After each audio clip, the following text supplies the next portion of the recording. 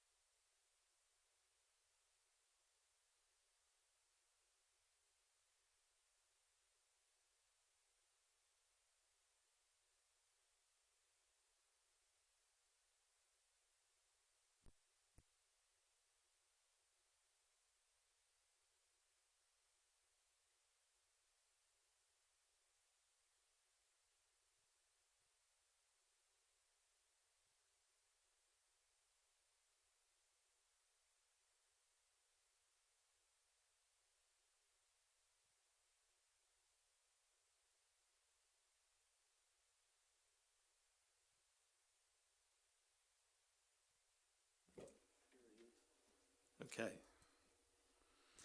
All right, thank you all for coming. I now call the Environment and Land Use Committee committee meeting for the Champaign-Getty Board to order. Would the clerk call the roll, please? Patterson, Here. Rodriguez, Here. Rogers, Present. Storr, Present. Esri, Here. Goss, Here. Thorsland. Thank you. I'd entertain a motion to approve the minutes of February 9th, 2023 regular meeting. Aaron? I don't care, but yeah, I'll move or second, however you want to put me down. You got the move, Kyle got the second. Is there any corrections or changes that anyone has noticed for these meetings? Minutes? All right. Seeing no input, all those in favor? Aye. Those opposed? Hearing none, the minutes are approved. Yeah, we did. Did we? Oh, okay. Well, let's go back and approve the agenda. Sorry about that. I moved ahead. I'd entertain a motion to approve the agenda. Jim? Kyle, second that. I don't think anyone has any comments. I don't see any reason to think about even altering it. So all those in favor? Aye. Those opposed? All right. Now we got the agenda approved too. I don't see any public participation except one young man. You're here for the case. Do you have anything you want to say now, or do you want to wait for the questions? You can hang on to the slip. So, all right. Thank you for coming. Thank you for bringing help. All right. Is there any communications from members of the board you'd like to share?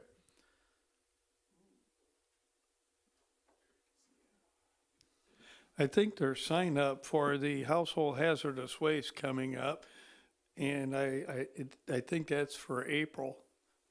I'm not sure when the electronics collection is. Yeah, household hazardous waste collection is April 15th, and the residential electronics is mid-May. I can't remember the exact date, but the registration for household hazardous waste is open. We had the notice in the newspaper, so hopefully we'll have a good turnout. All right, very good. Any others? Seeing none, we now move on to 7 new business items to be recommended to the county board. I won't read all of it, but Part A, zoning case 083-S-22, request by Anthony Donato, DBA IAG Investments LLC, to authorize a special use permit for a photovoltaic solar array with total nameplate capacity of 5 megawatts, including access roads and wiring, as a county board special permit and as the second principal use, in addition to the data center authorized by ZBA in related case 082-S-22 in the Ag 2 agricultural and B3 highway business and zoning districts. I might as well finish. On a 21-acre tract in the northeast quarter of the southwest quarter and the southeast quarter of the northeast quarter of Section 24, Township 20 North, Range 8 East of the 3rd Principal Meridian in Hensley Township, that is located west of the Road Ranger facility, with an address of 4910 North Market Street, Champaign, and including the following waivers. Part A, a waiver for providing a decommissioning and site reclamation plan that includes cost estimates prepared by an Illinois licensed professional engineer prior to consideration of the special use permit by the board per section 611A3. Part B, a waiver from locating the PV solar array less than 1.5 miles from an incorporated municipality with the zoning ordinance per section 615B2A. Part C, a waiver from submitting a roadway upgrade and maintenance agreement prior to consideration of the special use permit by the board per section 615G1. I think we'll stay there for now.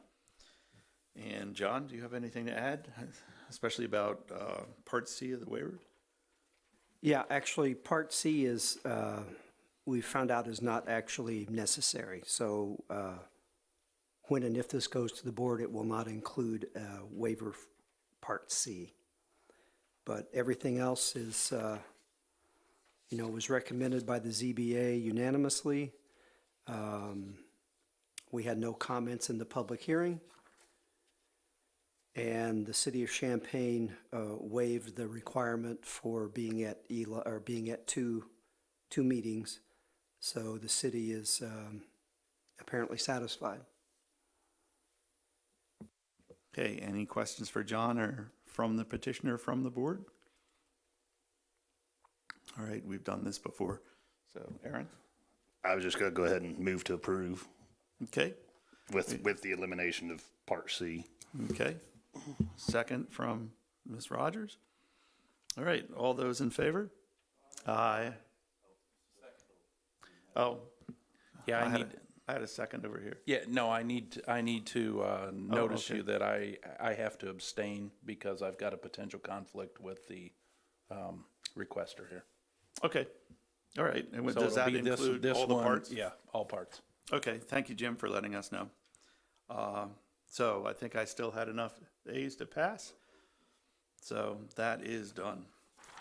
All right, moving on to B, decommissioning and site reclamation plan for zoning case 083S22, request by Anthony Donato by IAG Investments LLC to approve the decommissioning and site reclamation plan for the PV solar array in zoning case 083S22 with a total nameplate capacity of 5 megawatts, including access roads and wiring on a 21-acre tract in the northeast quarter of the southeast quarter and the southeast quarter of the northeast quarter of Section 24, Township 20 North, Range 8 east of the 3rd Principal Meridian in Hensley Township, that is located west of the Road Ranger facility with an address of 4910 North Market Street, Champaign.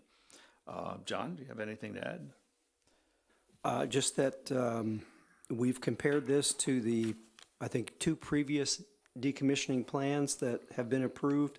This has the same unit costs, so it's consistent with those.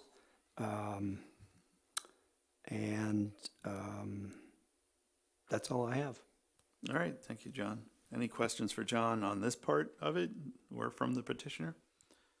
Again, it's consistent with the other things that we've had before us before. All right, this is, you might see your basketball game yet. With one abstention, all those in favor? Aye. Those opposed? Oh, yeah, we need a motion. I'm trying to rush it too. I got, who did the motion? We got Kyle, we've got Jill Mala for the second. Now let's go ahead and vote again. All those in favor? Aye. Those opposed? All right, very good. I have one procedural question. If we have an abstention, is it unanimous? Can we put it on consent? Okay, well, we'll debate that when we finish this last one, which I promised to do correctly.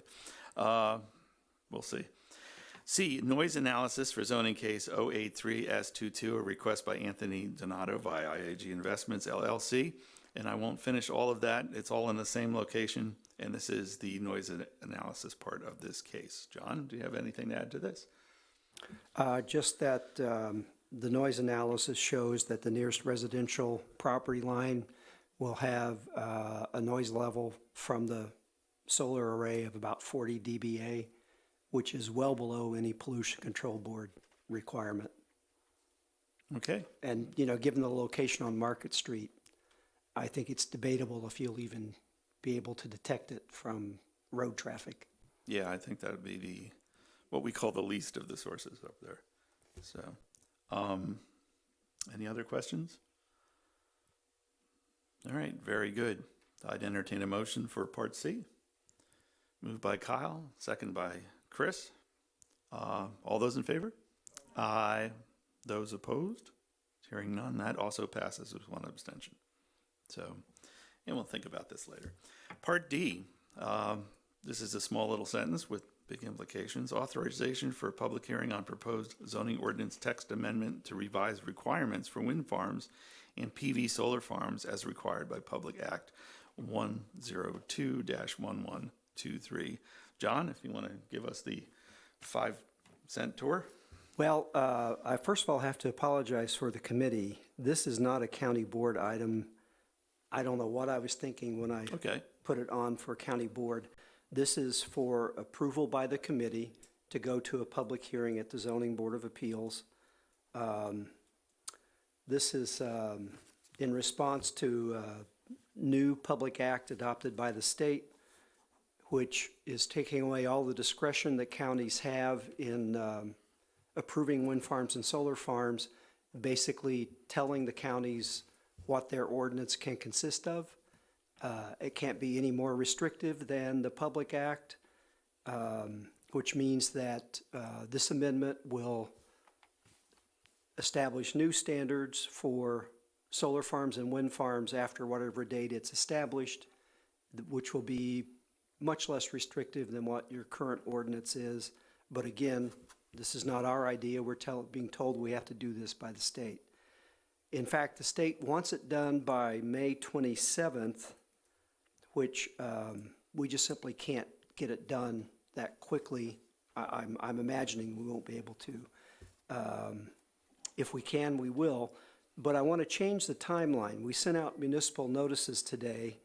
Normally, we have text amendments sit at ELUC for a month.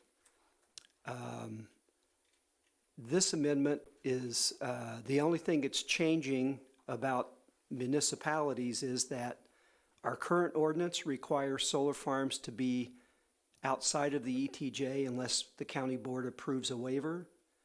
And our new rules can't be any more restrict than the state, and the state says you can do a solar farm within the 1.5 miles of municipality. I doubt that that's going to go over positively with municipalities, but we have no discretion. Again, we're being told to do this. The point is, in regards to the timeline, we're proposing that the earliest the county board can make a final determination is actually June 22nd. And when it's at ELUC on June 8th, that will be for an affirmation of the zoning board's recommendations and a recommendation to the county board. So this could be finished by June 22nd. That's actually an optimistic date. I'm expecting a big turnout at the public hearing. I'm expecting your rural residents will be quite opposed to this. And all we can do is sit there and take their comments. We can't revise the amendment. It is what it's going to be. So anyhow, that's the background on that. We'll do our best to coordinate with municipalities throughout the public hearing so that they will fully understand what's going on. Some of them pay a lot of attention, some of them don't. So when it comes back to the committee, we'll have to see what happens. But we had included 3 notes in this draft amendment where we pointed out that we're not quite certain exactly how much of our existing ordinance has to be removed for these new facilities. For example, as a zoning administrator, if I'm looking at one ordinance that requires a noise study to document compliance, and another ordinance that doesn't require a noise study, the ordinance that requires the noise study is more restrictive. The state, in its requirements, doesn't say that we can require a noise study. And it also says we can't be more restrictive than the state. So that's going to be a question for the state's attorney. I hope we can keep our noise study requirements just to document compliance. But there's a couple more gray areas like that we'll have to send questions to the state's attorney and hopefully get an answer pretty quickly. But anyhow, we're trying to move this along as quickly as we can.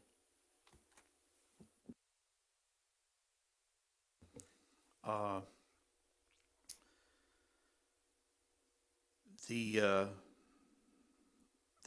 time limit, we're not going to make the time limit. Is there any?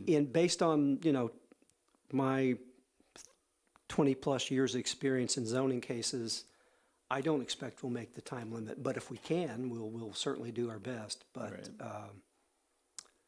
For these wind farm and solar farm amendments, it generally takes 3 or 4 meetings before the ZBA even has time to discuss the amendment. We have a 3-hour limit on meetings. The ZBA is pretty strict about not going past that. And typically it takes 3 or 4 meetings just for the public comments to get aired. So what happens is there any punishment for that? Do we know? Do they expect us to actually get this done? on They, time? they don't talk about the punishment. And, you know, I'm trusting that as long as we do the best we can, we'll be safe. But Okay. who knows what kinds of, and a lot of people are thinking that there will be trailer bills that will change this, but there's nothing that I'm aware of right now. So we're just moving ahead as fast as we can. But again, we have to take all the comments that come in at the public hearing, and we'll have to work our way through those. Right, and I don't think it's appropriate to not have a public hearing. I mean, what we're voting on basically is to, you know, should we get rid of the opportunity for the public to speak, even though we don't have a lot of control over what we're voting on. So, and I think that would be inappropriate at best. So hopefully we give them a positive response. And good luck to the ZBA. And the other thing in this amendment that we can't meet is it requires a county board decision within 30 days of the close of the public hearing. Yeah.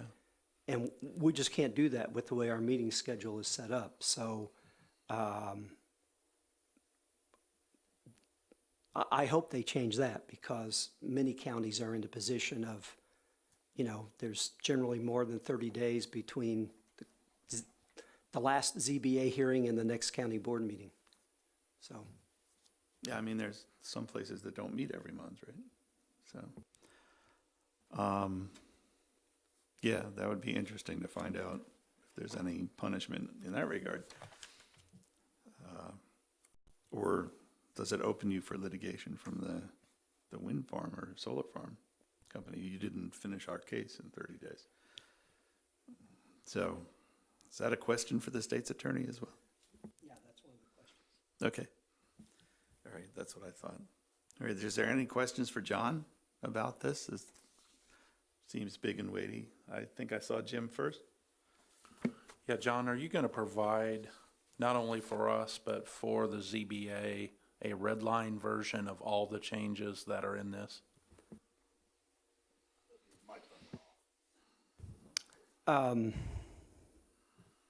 It's not actually a red line, because we're keeping the current requirements to deal with nonconformities.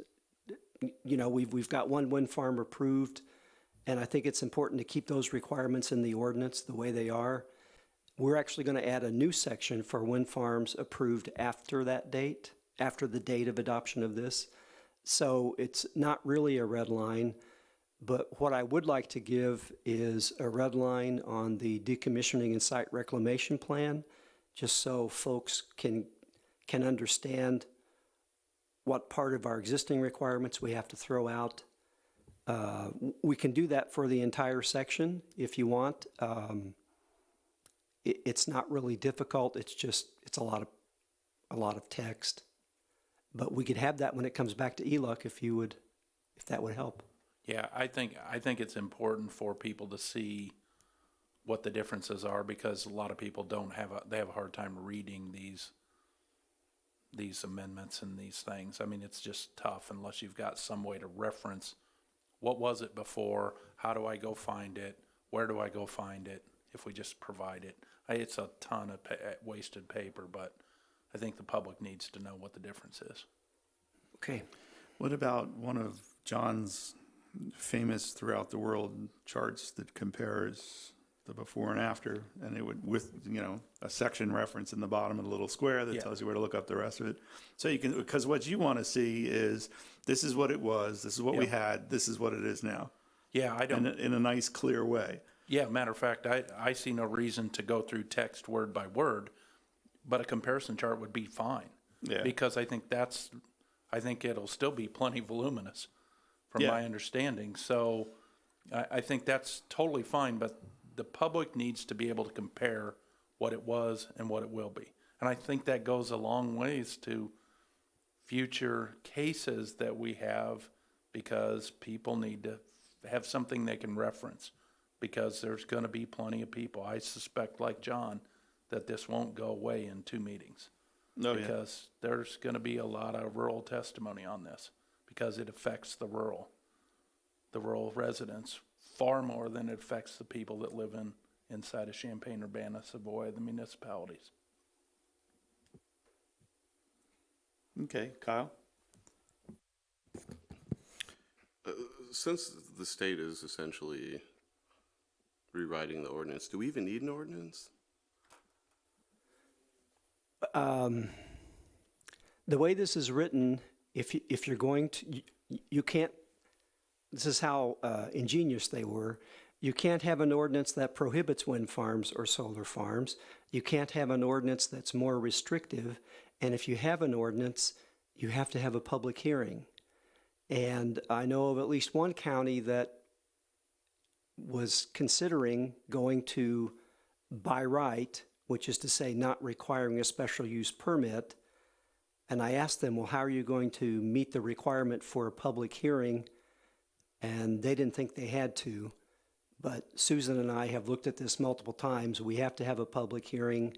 And the other thing is, if you're going to have a wind farm, the best thing that a public hearing does is it gives an environment where citizens can ask questions of the developer, and every bit of testimony is given under oath. And if you take it out of the public hearing, you lose that. Testimony at an ELUC committee is not under oath. So that's why the public hearing is so important. And just what it boils down to really is public education, getting the word out so that neighbors understand what's going on. And if you try to do that as a by right project, I can't imagine how bad that would end up, because you're going to have everybody out there calling with questions and no organized way to provide the information.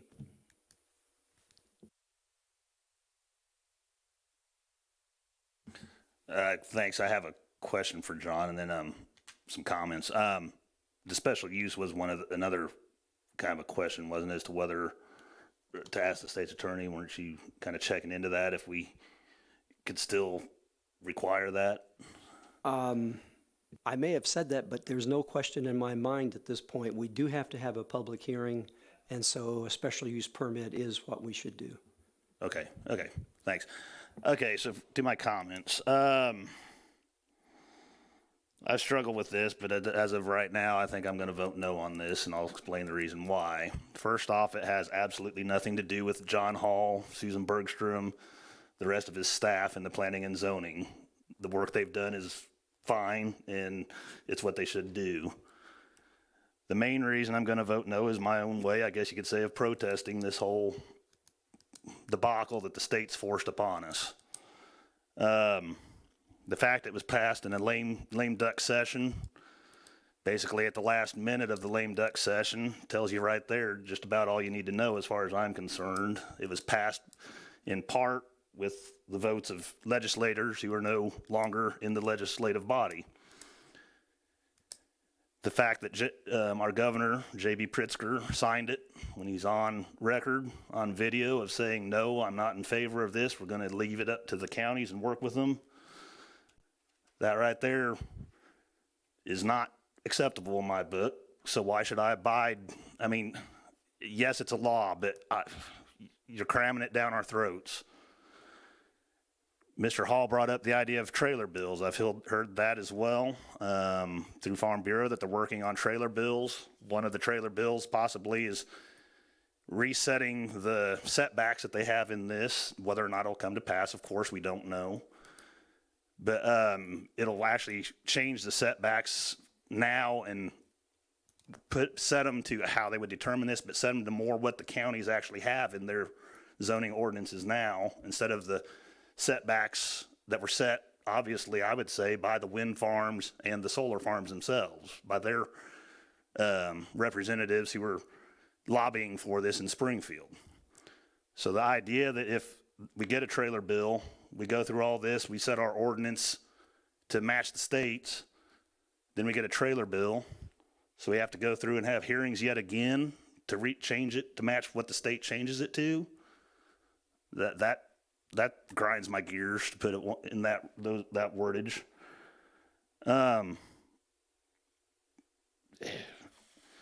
It's just not what the state should have done. There wasn't one county that I know of in this state that was for this. Not one of all 102 counties. That right there tells you that this should never have made it to JB's desk, let alone him signing it. So I'm going to vote no. And again, it has absolutely nothing to do with John Hall's, the planning and zoning office. It's my personal choice, and I don't agree with this, and I'm not going to vote no for it. Thanks. All right, thanks, Aaron. Anyone else? So if I understand what John said earlier, just to talk about, we keep rewriting it, we're going to have the old ordinance still because it's pertinent to the current wind farm. And then we're going to have another ordinance that starts from the date that we finish that. So we'll have two. And then possibly the second one will be amended if a trailer bill comes along. Is that interpretation correct? So we don't throw out all the work we did because it binds the current wind farm. But that's all it does. And anything new is going to be under this new stuff as it evolves. So, any other comments, questions for John? All right. I think we should do a roll call just so that Aaron can be on record. Who wants to make a motion to approve the authorization for the public hearing? I got Jill Mala and Kyle. You want to second that?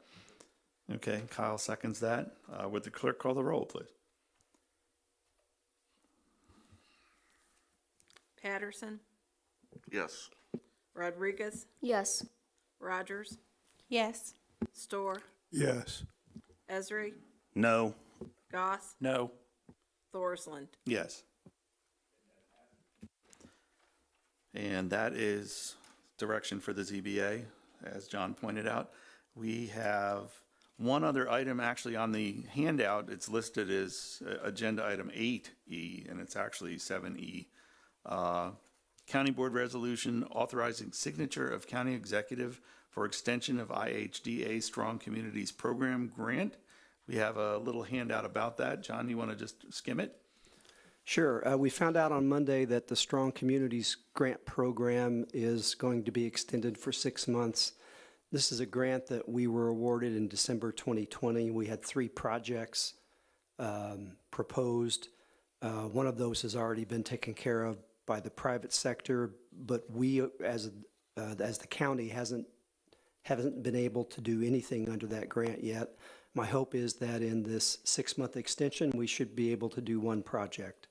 I don't yet even know what the paperwork is that needs to be submitted, but if the committee approves this, we'll do a resolution for the county board, and hopefully between now and the county board, we'll get a copy of, or at least some guidance on what the paperwork is. So, again, my hope is we could get something done in the 6-month extension. Okay, thanks, John. So the deadline's April 10th, but you don't know what you're filling out yet. Exactly. So just making sure I read that right. Well, hopefully they get that to you and you can get it filled out and get it back in time. Any questions about that from anybody? And again, this is part of 7 and would go to county board. So I'd entertain a motion to approve 7E. Jim, second by Kyle. All those in favor? Aye. Those opposed? Hearing none, that passes. All right. We're down to other business, semi-annual review of closed session minutes. It looks like everybody's had a chance to look at those. And so I think we vote roll call on this to keep them closed, or is this just advisory? Voice vote. Yeah, voice vote is fine. Okay, I know to go into it, we have to be roll call. But so, I was just going to move to, per the state's attorney's advice, thank you. keep the closed session minutes closed. All right, I have a motion. Do I have a second?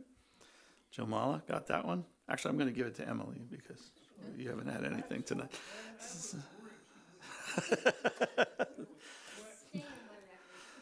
You can do the motion to adjourn. All right, all those in favor? Aye. Those opposed? Hearing none. Is there a chair's report? No. Is there, let's see, designation of items to be placed on the consent agenda? I think we have 7A, B, C, and E. E is the addendum. So, yeah, C was actually not, I'm sorry, D was not supposed to be on there. We got it?